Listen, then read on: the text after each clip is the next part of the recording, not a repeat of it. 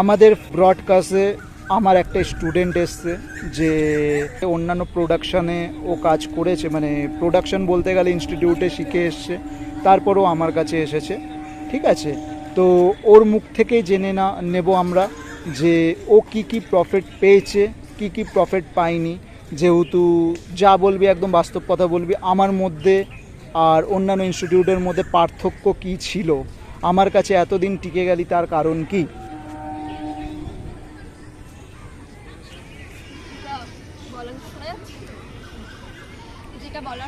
প্রথম তোর ইন্ট্রোডাকশনটা দে। বলবো, আমি হলাম পায়েল দে, স্যারের স্টুডেন্ট। আমি হলাম পায়েল দে, ব্যারাকপুর থেকে আসছি। আমি স্যারের স্টুডেন্ট। আর এর আগেও আমি বিভিন্ন যেটা তোমার স্যার বললো কি আমি বিভিন্ন জায়গায় শিখেছি। হ্যাঁ, এটা তো একদম সত্যি কথা। আমি সেই প্রোডাকশনের নাম উল্লেখ করছি না, কিন্তু আমি শিখেছি এবং ওই হিসেবেই শিখিয়েছি যেটা বললো। এবং স্যার দ্বিতীয় প্রশ্ন যেটা আর কি করলো কি আমি কেন স্যারের কাছে টিকে গেছি। দেখো, স্যারের কাছে টেকার একটাই কারণ, ভালো শুধু ব্যবহার হলে হয় না। যেটা বলার সেটা হচ্ছে একদম সত্য কথা। যেটা আমাকে প্রথমেই যখন আমি স্যারকে কল করলাম, স্যার আমাকে ডাইরেক্ট বললো কি দেখ, তোকে আমি নায়িকা বানাতে পারবো না, কারণ আমি নিচে নায়ক। কিন্তু এটা যদি আমি অন্য ইনস্টিটিউটে তোমার যেতাম, গেছিও, তারা বলেছে কি এই করে দেবো, ওই করে দেবো, সেই করে দেবো। আর যেহেতু আমার ফ্যামিলি ব্যাকগ্রাউন্ড এখানে ইন্ডাস্ট্রি থেকে যুক্ত নেই, আমরা জানতামও না। তো তারপরে একটা বড় অ্যামাউন্ট আমরা ঠকি, বা আমার মতন অনেকে যারা আছে মিডল ক্লাস ফ্যামিলি, তারা প্রত্যেকে তোমার ঠকে যায়। তো ওইভাবেই আমার ঠকা। তারপরে স্যারের সাথে যোগাযোগ। আর স্যার কখনোই এটা তোমার বলে না কি আমি এটা করে দেবো, ওটা করে দেবো। স্যার নিজের সাধ্য মতন চেষ্টা করে। আর এটাই আমার মানে অনেস্টিটা স্যারের সব থেকে বেশি ভালো লেগেছে। আচ্ছা, আর একটা কোশ্চেন। অনেকেই আছে যারা ইন্ডাস্ট্রিতে ফার্স্ট আসতে চাইছে, যেহেতু তুমি ডাইরেক্ট ইন্ডাস্ট্রিতে এসো, থিয়েটার কখনো যাওনি, ওইভাবে গেছো, পরে আমার থ্রুতে গেছো, কিন্তু তোমার ইন্ডাস্ট্রিতে যখন এসছো তো কি প্রবলেম ফেস করতে হয়েছে, বা নতুনরা কিভাবে বাঁচতে পারবে?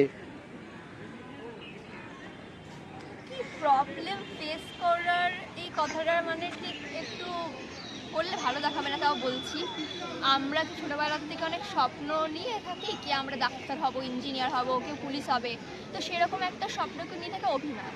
কিন্তু অভিনয়কে খুব সবাই সামান্য মনে করে কি আমি যে স্ক্রিপ্ট পড়বো হয়ে যাবে। হ্যাঁ, আর আমাকে প্রচুর সবাই সম্মান করে। কিন্তু দেখো, আমরা যদি একটা ইঞ্জিনিয়ার হতে চাই বা ডক্টর হতে চাই স্পেশালি, তো আমরা সেটাকে তোমার পড়াশোনা করবো, পড়াশোনার মাধ্যমে তারপরে আমরা প্র্যাকটিস করবো, তারপরে তো আমরা ভালো একজন ডক্টর হবো, রাইট? কিন্তু আমরা সেটা অভিনয়ের ক্ষেত্রে করি না। আর আমরা ভাবি কি আমাদের সবাই সম্মান দেবে। কোথা থেকে দেবে সম্মান? আমি বলবো কি নতুনদের জন্য একদমই, নতুনরা অলওয়েজ ওয়েলকাম। কেন নতুনরা আসতে পারবে না? যদি সেই হিসেবে নিজের ক্রাফটটাকে সে রেডি করে, তাহলে সে অবশ্যই আসতে পারবে। আর আমাকে ওইভাবে কিছু ফেস করতে হয়নি। যেইভাবে প্রত্যেকটা অ্যাক্টরকে প্রথম থেকে করতে হয়, সেই একইভাবে কন্ট্রাক্ট জোগাড় করা, সবার সাথে কথা বলা। আর তোমাকে অবশ্যই সবাই পাত্তা দেবে। প্রথম হয়তো দেবে না, কারণ সত্যি তো তুমি কে, আর সবার অত টাইম থাকে না। না, তো তুমি তোমার ক্রাফটটাকে পরিষ্কার করো ভালোভাবে, ওটাকে বোঝো কি তোমার ক্রাফট কী জিনিস, অভিনয় কী জিনিস, ভালোভাবে থাকো। একদম পজিটিভ এবং একদম অনেস্টিটাকে নিয়ে থাকলে প্রত্যেকটা ফিল্ডে, সে অভিনয় হোক আর যে ফিল্ডে হোক, আশা করি ভালোই হবে। আর একটা কোশ্চেন ছিল, আর একটা না, আরও কোশ্চেন আছে, যেখানে তোমার যেহেতু রং হালকা চাপা, তো তার জন্য অনেকেই হয়তো অনেক কিছু বলে, আশা করি তুমি জানো। আমি তোমাকে ডাইরেক্ট বলেছিলাম যে হ্যাঁ ভাই, আমি তোমায় কাজ দিতে পারবো, কিন্তু সময় লাগবে দিতে। আর তুমি আমার কথা অনুযায়ী কাজ পেয়েছো। কি কাজ করেছো ওই কাজের নামটা উল্লেখ করো। হ্যাঁ, আর দ্বিতীয় কথা হলো, তুমি কি ফেস করেছো কাজ পেতে গিয়ে, বা কতটা মোটিভেট হয়েছো বা কতটা ডিমোটিভেট হয়েছো, বলো। কতটা মোটিভেট হয়েছি আর কতটা ডিমোটিভেট হয়েছি এটা প্রথমে বলি। হ্যাঁ, এটা তো একদম সত্যি কথা, এটা বাস্তব সত্যি কথা। এখানে আমারও অনেক ফল্ট আছে, কারণ আমি আজকে কল করলাম, পরশু কল করলাম না, আবার তরশু কল করলাম, আবার কল করলাম না। তো এটা তো আমার একটা ঘাটতি না? কাজটা আর খিদেটা তো আমার মধ্যে আছে, সেটা তো আর ওদের মধ্যে অত নেই। আমরা যদি নিজের ক্রাফটটাকে পরিষ্কার না করে, আমরা যদি তাকে অ্যাপ্রোচ না করতে পারি, কারণ কমিউনিকেশন স্কিল একটা মানে আমার মনে হয় খুব খুব ম্যাটার করে। যেটা আর আমি কী কাজ করেছি সেটা প্রথমে বলে নিই। আমি অঞ্জলি অবস্থি সিরিয়ালে কাজ করেছি। অ্যাজ আ কি ক্যারেক্টার? টকি আর্টিস্ট হিসেবে, নার্সের ক্যারেক্টার। তো আমার খুব ভালো লেগেছে কি হ্যাঁ এটা একটা মোটিভেশনের জায়গা, যেহেতু আমি এই কাজটা অনেক বছর বাদে পেয়েছি। এর আগে আমি শর্ট ফিল্ম করেছি এরকম না, কিন্তু আমি এটা অনেক দিন বাদে, মানে অনেক দিন বাদে মানে কি অনেক বছর বাদে পেয়েছি।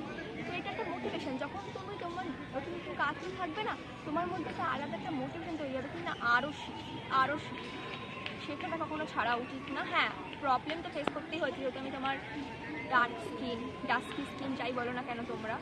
তো আমার মনে হয় কি ওই ক্রাফটি, ওই ঘুরিয়ে পেয়েছি সব ক্রাফটি, তোমার যদি ক্রাফট ঠিক হয় তোমাকে যে কোনো একটা ক্যারেক্টারে নিয়ে নেবে। তোমাকে সবসময় নায়িকাই পেতে হবে, আমি কখনো এটা ভেবে আসিনি যে আমাকে নায়িকাই করতে হবে, একদম না। আর তুমি কিছুদিনের জন্য থিয়েটার গেছিলে আমার কথা অনুযায়ী, কিন্তু থিয়েটার বললে ওইভাবে পছন্দ হয়নি। তো পছন্দ হয়নি কেন থিয়েটারটা, এটা একটু যদি বলো, বা থিয়েটারের ফল তুমি কোথায় কোথায় পেয়েছো? যেহেতু অ্যাক্টিং ইনস্টিটিউটের ফলগুলোও বলবে, তার সাথে সাথে থিয়েটারের ফলটাও বলো। এই দুটোর মধ্যে কোনটা মানুষকে করা উচিত, কোনটা করা উচিত নয়, কিন্তু কোনটা করলে কি ফল্ট পাওয়া যায়, এটা একটু বলো, যাতে আমার ভিউয়ার্সদের সুবিধা হয় পরবর্তী স্টেপ নিতে। ভালোভাবে প্রশ্নটা শুনেছি। প্রশ্নটা অনেকটা মানে ছোট হলেও অনেক গভীরে ঢুকতে হবে, যাই হোক। তো হ্যাঁ, থিয়েটার করেছি, হয়তো বেশি দিন করতে পারিনি, কারণ থিয়েটার করতে গেলে একটা মানে কী বলবো মোটিভ নিয়ে এগাতে হয় কি হ্যাঁ আমাকে থিয়েটারটা করতে হবে, আমাকে রোজ যেতে হবে, আমাকে রিহার্সাল করতে হবে, ডিসিপ্লিন। এবারে এই ডিসিপ্লিনটা সবার মধ্যে থাকে না, যার মধ্যে থাকে অবভিয়াসলি সে অনেক ওপরে। আর থিয়েটারের ব্যাপারে তো আমি কখনো কোনো কিছু বলতেই পারবো না, কারণ আমার বলার সাধ্য নেই। কারণ থিয়েটার অনেক অনেক অনেক উঁচু জায়গা, আর আমি এখনও সেই লেভেল অ্যাচিভ করতে পারিনি। তো এখানে আমার মনে হয় না বলাটাই উচিত।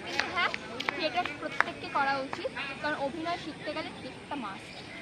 আর একটা থিয়েটার নিয়ে কি পড়ে থাকা উচিত? একটা থিয়েটার নিয়ে কখনো পড়ে না না না থিয়েটার করা উচিত, কিন্তু একটা থিয়েটার নিয়ে কখনোই পড়ে থাকা উচিত না। কারণ আমি কিছুক্ষণ আগে যেটা বলছিলাম, ডাক্তারি ক্ষেত্রে বা ইঞ্জিনিয়ারিংয়ের ক্ষেত্রে যে কোনো প্রফেশন যদি আমরা চয়েস করে থাকি, এবং সেখানে যদি তুমি ধরে নাও তুমি ডক্টরি নিট দিলে, নিট দেওয়ার পরে তুমি একটা ভালো একটা কলেজে চান্স পেলে, ঠিক আছে, পড়াশোনা করলে, তারপর প্র্যাকটিস, কিন্তু নিজেকেও তো নিজের মধ্যে কিছু ইমপ্রুভমেন্ট করতে হবে না, সব তো তার বইতে লেখা থাকে না। আর ইনস্টিটিউটের ব্যাপারটা? আর ইনস্টিটিউটের কথা কি? ইনস্টিটিউটে যাওয়া উচিত কি উচিত নয়, যেটা তুমি গেছিলে ফার্স্টে, তো সম্পূর্ণ ফেক ছিলাম। তো ফেক আর অরিজিনাল কিভাবে বুঝবে পাবলিক? আর অরিজিনাল দেখো, আমাদের টলিগঞ্জ ইন্ডাস্ট্রি যদি আমরা বলছি, ফিল্ম হোক কি সিরিয়াল ইন্ডাস্ট্রি হোক, সেটাতে আমি একটা কথাই বলছি কি খুব সাবধান, খুব সাবধান। এটা এটা শুধু টলিগঞ্জ ইন্ডাস্ট্রি বলে না, এটা মুম্বাই ইন্ডাস্ট্রিতেও আছে, প্রত্যেকটা ইন্ডাস্ট্রিতে আমাদের এই একই অবস্থা। ফেক আর অরিজিনাল কীভাবে চিনবো আমরা এবার বলছি। দেখো, ফেক মানে বলবে কি আমি তোমাকে 6 মাসের মধ্যে এই কোর্সটা করিয়ে দেবো, বা 1 বছর কিংবা 3 বছর, 3 বছর কেউ বলে না, যাই হোক ওটা আমি একটু বাড়িয়ে বললাম। তো যখন দেখবে কি এইগুলো হচ্ছে তখনই ফ্রড, কারণ একটা অভিনয় সারা জীবনে শেখা যায় না।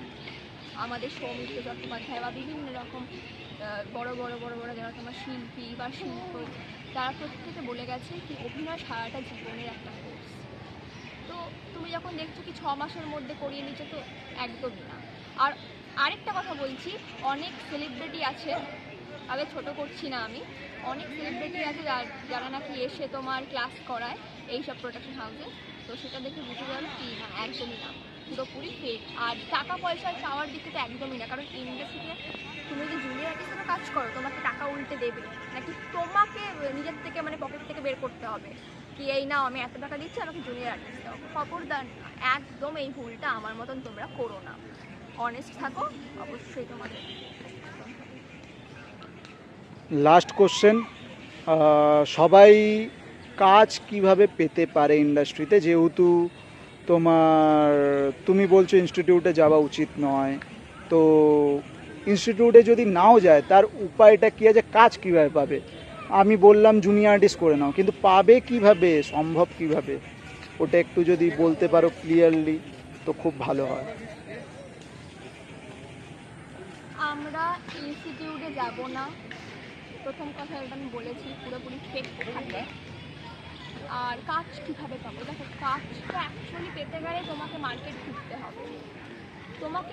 ঘুরতে হবে। একটা একদম বাস্তব সত্যি কথা, তুমি যতক্ষণ না মানুষজনকে চিনবে ততক্ষণ তুমি কাজ পাবে না। তো আমার মনে হয় টালিগঞ্জ ইন্ডাস্ট্রিতে আসো। আজকাল তো অনেক গুগলে তোমরা সার্চ করলেই পেয়ে যাবে কি কোথায় কোন কাজ হচ্ছে না হচ্ছে, সেগুলো দেখে স্টুডিও ভিজিট করো, স্টুডিও বারবার ভিজিট করতে থাকো, ফটো জমা দাও ফটো।